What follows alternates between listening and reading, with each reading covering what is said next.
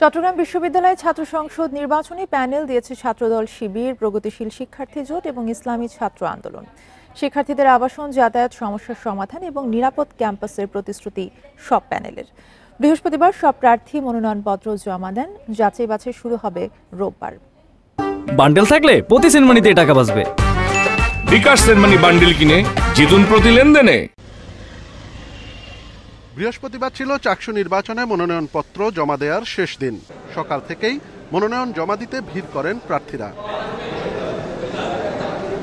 এদিন দুপুরে বুদ্ধিজীবী চত্বরে নিজেদের প্যানেল ঘোষণা করে ছাত্রদল।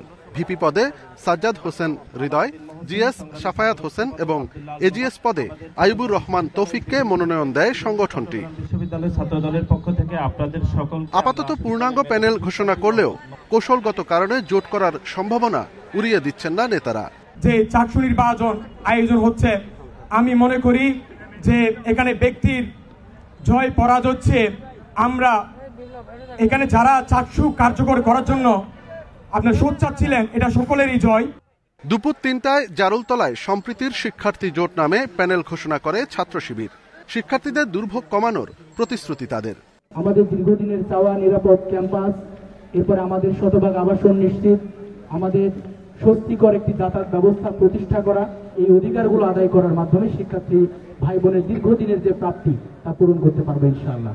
বিকেল 5টায় প্যানেল দেয় প্রগতিশীল শিক্ষার্থীদের জোট, বৈচিত্র্যের ঐক্য।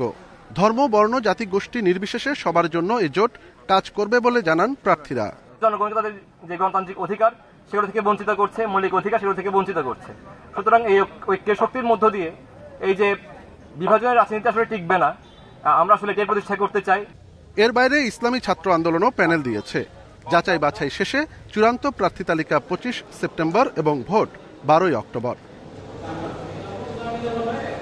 অনুপম শীল, ইন্ডিপেন্ডেন্ট নিউজ, চট্টগ্রাম।